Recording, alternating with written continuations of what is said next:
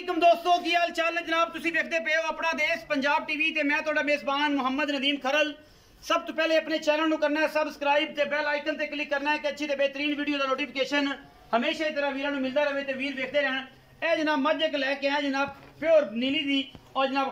खास नीली दी बूरी 5 कल्याण जनाब मझ अगले पैर भी चिट्टे मैं पिछले भी चिट्टे मत्थे तो बोली अख सफेद चिट्टी एक सिंह बुरा है और मैं दी जात नस्ल अखा वाले बंदे चेक करनगे कि मैं जात नस्ल दी किवें है। खास नीली दी पुराने निशान और जनाब पूरी 5 कल्याण जनाब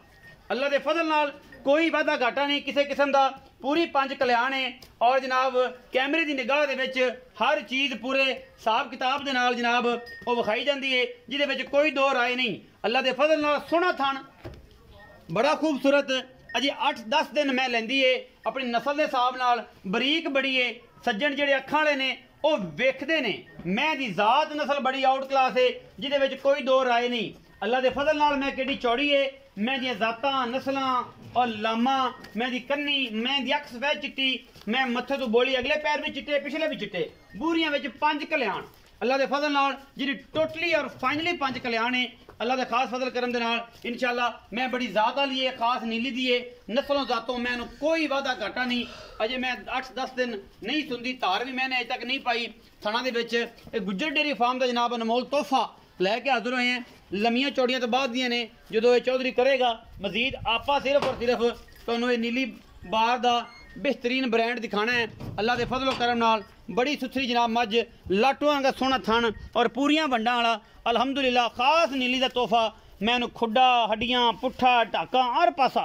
बैन पूरी टिश्यू पेपर वर्गी सिर्फ और सिर्फ सिंह का खोल लै गया उसकी वजह से सानू कोई थोड़ी जी परेशानी सी। मैं ऐसी जात वाली सी कि बंदे ने अश अश करना सी कि यार वाकई मैं खास नीली दी नदीम भाई लैके आए ने बाकी चौ सब लियाओ वापस इनू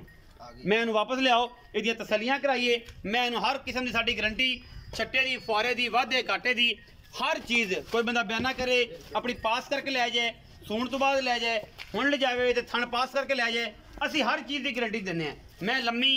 मैं दी जात नस्ल कोई कमा कोई धुन्नी कोई कौली नहीं पिछों चौड़ी अगों जनाब मैं उन्नी कट्टी अल्लाह के फजलो करम नाल बड़ा ही खूबसूरत रंग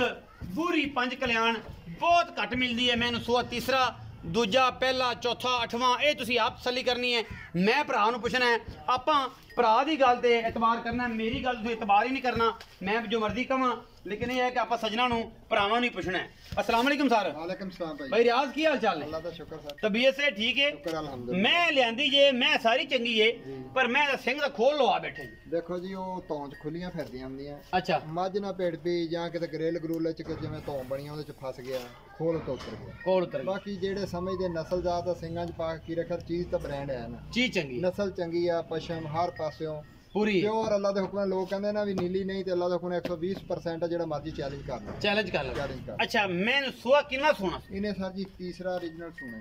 ओरिजिनल तीसरा सोना हाँ जी अल्लाह दे अच्छा कितने दिन ले जाएगी ये सर टाइम ਤਾਂ ਉਹ ਕਹਿੰਦੇ ਵੀ 10 ਦਿਨ ਕੱਢੇਗੀ अच्छा ਲੇਕਿਨ ਜਦੋਂ ਇਹਨੂੰ ਗੱਡੀਆਂ ਦੇ ਧੱਕੇ ਵੱਜਦੇ ਉਹ 1-2 ਦਿਨ ਪਹਿਲੇ ਵੀ ਸੂ ਪੈਂਦੀ ਸੂ ਪੈਂਦੀਆਂ ਇਹ ਥਾਣਾ 'ਚ ਧਾਰ ਕੋਈ ਨਹੀਂ ਪਾਈ दार नहीं पाई बस ये तो पता लगता था कि 10 दिन तो ले जाए ਹਾਂਜੀ ਅੱਲਾ ਦੇ ਹੁਕਮ अच्छा की मोहब्बत प्यार वाला मुल करते हो इस बूरी दा ਇਹਦਾ ਸਰ 3,45,000 3,45,000 जी जी विचों को लाड प्यार भी करोगे हल्का फुल्का करेंगे चीज़ माशाल्लाह बहुत अच्छी है खुद ही ਅਸੀਂ रेट ਉਹ ਮੰਗਦੇ ਨੇ ਮਕਬੂਲ ਜੇ ਜਿਹੜੇ इंशाल्लाह जिन्हें प्यार होवे